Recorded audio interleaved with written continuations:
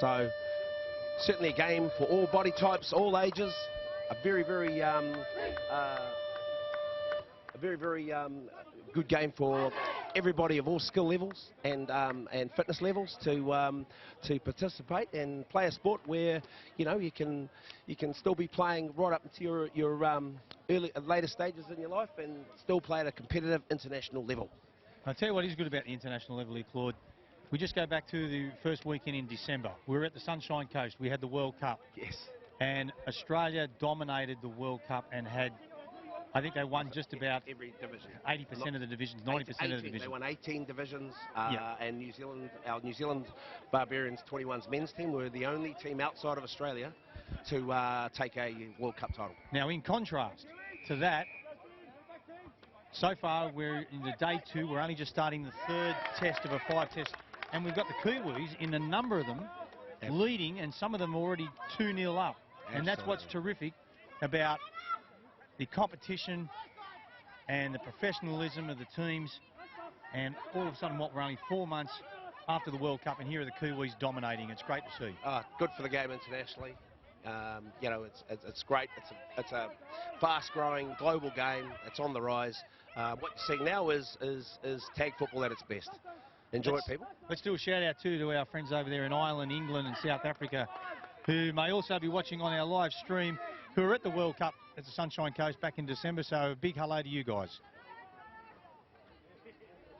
Now we come back with the Kiwis. We're about a minute into the second half. The Kiwis with the ball.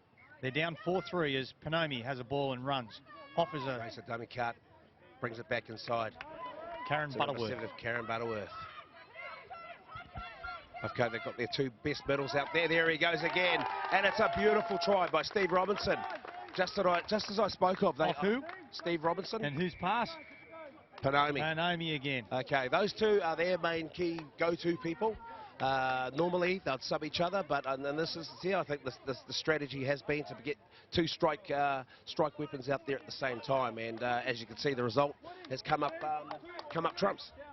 So 5-4 Kiwis. Hits back in the first 2 minutes of the second half to put their team back in front with a bonus box try to the Kiwi men's, and that gives them a 2-pointer on that one. So 5-4 Kiwis. Selwyn with a short kickoff.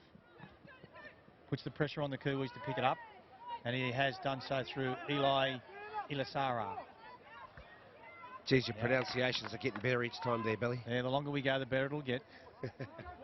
So, giving the ball plenty of air there, the Kiwis. Normally you just do a 1 or 2 ruck out, but they're not. They're passing it and having a go, and it's worked because they're starting to get it out. Well, when we refer to the red zone, great pass. When we refer to the red zone in any game is 10 metres back to your try line. So that's a critical area to get out of when you get possession back. You don't want to make mistakes. You need to get out of there because, as you know, field position and possession is key. Right, there's a nice little grubber kick through by the Kiwis. And tagged him. 10 metres out, about 8 metres in from touch, and now the Kiwis with every opportunity to put pressure on because the Aussies are making a multiple team interchange, so there's lack of runners down there to get it out. Didn't expect that. And that's, as you good can little see, short pass. It was the number 3 in Paul Moses. Yeah, he seems to be there. there. The ball, and then he had to turn around and get the ball out. And Paul Moses. Basic errors, you know. And coach killers, I guess. Coach killers.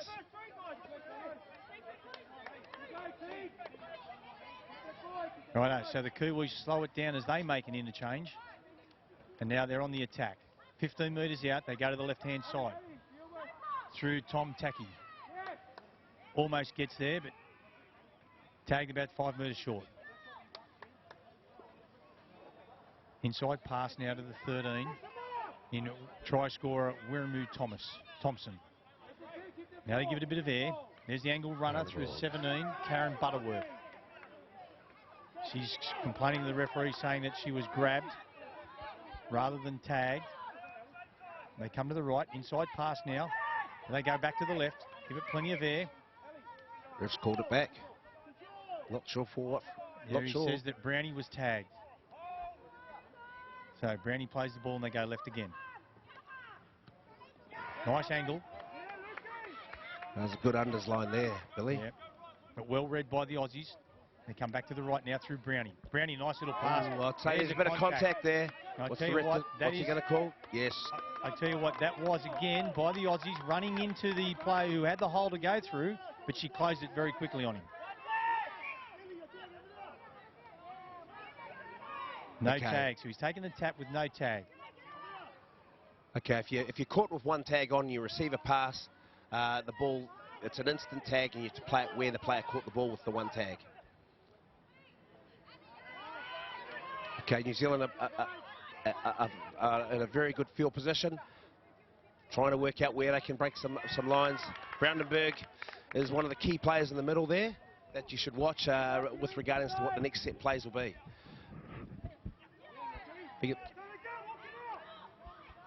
They'll be searching, sending their girls in for quick settles, sending it wide, grubbering throw. Whoa, this could be. Dead. Oh, he's knocked a slight little knock on there. Unlucky. Australia on their 20, having to ruck it out, get out of their zone. You'll find that the KTB's defensive line, they'll increase their line speed, try not get offside, catch them offside, and there's a case in point with their outside links being caught early and shutting down their options as a middles. If your option time and your time to get your set plays is closed down, it certainly is very hard. Great run down the side. It's very hard to run a very clean set play when you're under a lot of pressure from the defending team. That was a nice run by Shea Scott, and straight away she gets interchanged. And a short kick then by the Aussies, but it was deflected by one of the Kiwis, and so they didn't get the length of the kick that they were after. So again, Milcassim moves up, it misses the tag, and it was a nice run there by Tom Taiki. Now, Panomi offloads again to the 4. Dos Talagi. Panomi in the play again. Dos Talagi in dummy half. Fires a long pass across, but the number 6 then, Steve Robson, goes for a 50-10, but again missed the hole, and it hits one of the Aussie players and bounces back to them. Refs still call it fifth and final. They go for the kick again. Going for the 50-10. Just unlucky.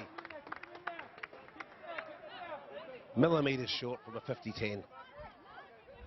Australia regain possession on the 20. Another difference with tag football, you have a dummy half marker, just as you would in the game of rugby league. So the quick scoop, as you would do in say touch, is negated because there's a dummy half marker. So you'll find a lot of teams, they'll only put their quicks in there for a scoop if they feel they're confident enough to go. Australia taking it out from their line, just getting to the halfway. We've just seen the Australians run it out then. 4 one-offs. So that's the difference in their tactics now. Coming off their own half, 4 one-off plays and get to the kick. So now the Kiwis back in with the 19 in John O'Tora. Knock back. The pass goes back to Panomi, but the referee says no, that's a knock on. Yeah. And we've got a change over now in good field position for the Australians. Jonathan Pritchard goes to dummy half. They fired around to Philip Malaro. Coasts across the field. And dummy half comes back through to Selwyn. And again, they're stuck, they're going nowhere. And Annalise Burke was caught with the ball now. That inside runner. Now Jonathan Pritchard, Selwyn slow to get the dummy half, calls her back inside, goes himself, gets a little rubber kick through, and regains the ball. He'll play it quickly. They come back to the right, short side. Nothing doing there, comes back to the left to Selwyn. Playmaker gives it out now to Jonathan Pritchard, and he gives it off. Here's a try. That's a tag. Now, what's the referee going to indicate here? Because the number 10 in Dorothy Smith has gone over. Dorothy Smith has gone over in the corner to score a 2-pointer. And talk us through that one, Claude. That was he awarded that try because the tag was made simultaneous on the pass. Dorothy Smith scored that great try in the corner. The referee deemed that as the pass was released from the inside runner, that the tag was made simultaneous, so he played the advantage rule, play on, try in the left corner. Great try. That's a good kick, and it's gone dead. So that'll be a line drop out now from the Aussies. Great kick from the Kiwis. And just going back to our score, I make it 6-5 the Aussies with that two-pointer? That's correct. 6-5. Where's our scoreboard, Claude? In my head. In my head. Right, good dropout. It's gone back to the halfway, so it's a 35-metre dropout. Here's hoping our graphics are indicating that correct score from Grant from CTAS video streaming. Great hole run. Great tag at the same time. Desperation in the Australian defence. Okay. Tay Shalika took it up. 13 for the Kiwi Tag Blacks. Widamu Thompson.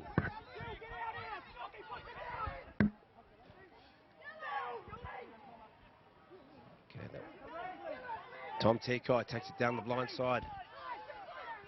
Pressing the Australian defence hard on their line as they spin it wide. They throw hands, grubbers it through. Referee's called a penalty. Okay, so Closing the gaps. Let's just talk this one through because they actually scored. So instead of playing the advantage, he is saying you were tagged before you kicked the ball. That's correct. And send him back to play it. Otherwise, if it had been a late tag, he would have had to award the try. But here's another chance for the Kiwis in the 17 in Karen Butterworth, but they come back now to the centre.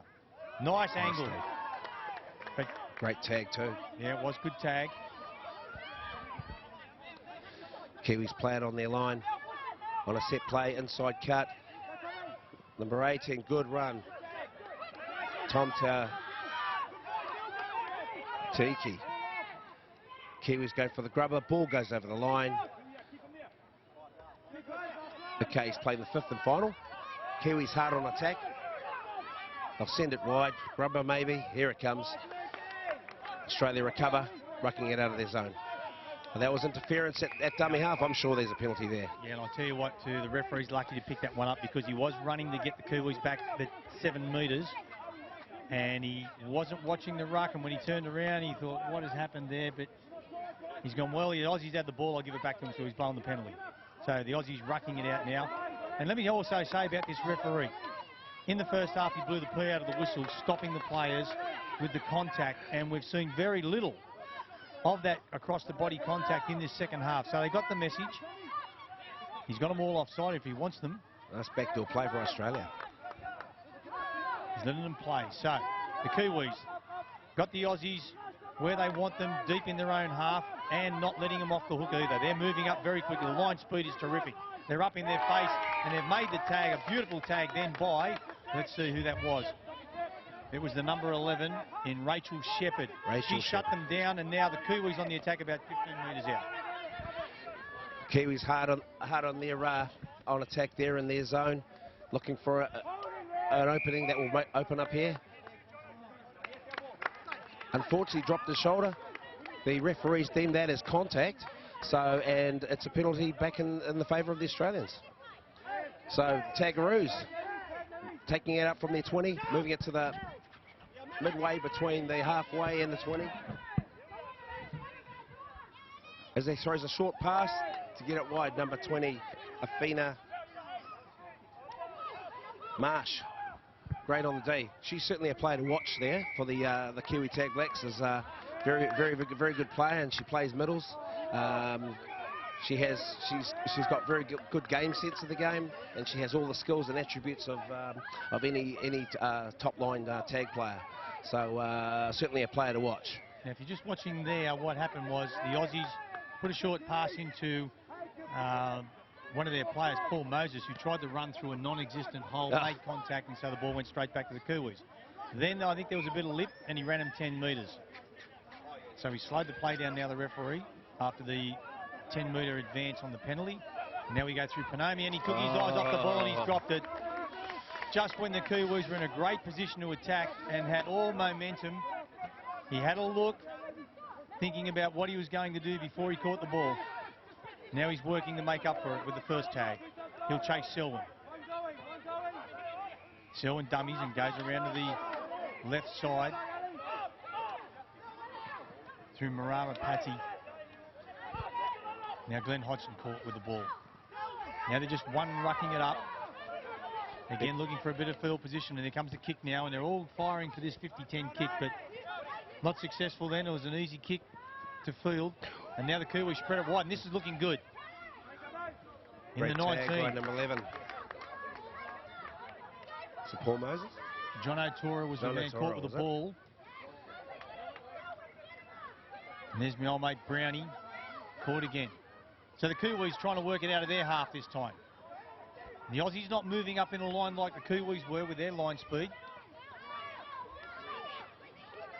I think they're in a position now where they're playing, you know, they certainly will be looking at the watch, checking for time. And, you know, that they'll probably start taking a little of these risky 50 passes or these little grubber kicks. Save then. Did you see that one, Claude? Yes. You put the grubber kick through, Yes. regain the ball. Eli there. It's still fifth and final. But they caught him. And he's lucky he got caught tagged because he offloaded the ball to the Aussies. They're going to have to kick. Last one. He's grubber kick through. Let it go. So we're about midway, or maybe a little bit further into the second half here. So now they will start to get a little bit testy. Yeah. Score again, 6-5 Australia. I think composure comes into this a lot. I think that if you've got a 1-point lead with the pressure that's on here, I think the players certainly have to stay composed, because, you know, it's all about field positioning and ensuring that you get in a good position to execute some good plays. And if you're mentally zoned in on that, it certainly will go a long way into getting a result in this game. Now the Aussies again trying to fire it out quickly, but the line speed of the Kiwis coming up is terrific. So the Aussies do what they think they can only do, and that's kick, looking for ground position. I think I've noticed today a lot of the kick options have been blocked and nullified, from both sides. So they certainly have been watching the kickers coming through. Here we go. Here's a fantastic break. Can he get the bounce? Can he get the bounce? And he has. And it's, oh, what a try! I'd say that's taken them to a 1-point lead now. Tom Takayiki. Tom Takayiki. Nice work. Put the kick through. Beautiful individual work. Regain the ball. Put the kick through. Double kick. Ball popped up nicely for him. Aussies couldn't get him, and the bonus box was there for the 2-pointer, which now puts them in front. 7-6. We have got a game. Into the second half. Wow, we have got a game. What a game. Oh, great. I'd say they'll be trying to play out their sets. Trying to keep this 1-point lead. It's tight. The pressure's on. No mistakes. Percentage football is what matters here now. Oh, they're going wide. They're looking for it. Oh, and I'll tell you what, that is the wrong penalty. Sorry, sir, but she was coming across, and the ball carrier actually ran into the Aussie player, and the onus is on the ball carrier to avoid the contact. I'm not really sure if the Kiwi Tag Blacks should be closing shop here. I think they should still continue to attack. It looks to me as if they're trying to retain the lead and shut this game down. Well, again, Claude, they are in front, so if they just play smart, get through their set of 6 with a good kick at the end of it, and play field position, keep that sharp line speed they have in defence, and they could shut the game down. So the Kiwis now in the Australian half working it, and that's the sort of thing that they don't want to be doing. And the referee gives the, oh, he called that a knock on. Okay, there must have been a second knock on. Here's an opportunity. Here's an opportunity. It's never over. Oh, wow. That's a big call by Dave Miller, the referee. Big call. Not sure what that was for, but, you know, it's the cliche. Possession is key. Now, she took the tap, and that's Arwina Marsh.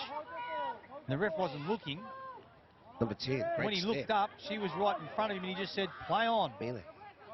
So, Panoni, dummy half. They fired out, that's a forward pass, and he's knocked it on, play on. Ball's still alive. The Aussies pick it up and they go. There's still a chance. There's that's in the 15, Dylan Hempel. And now, what do we got here now?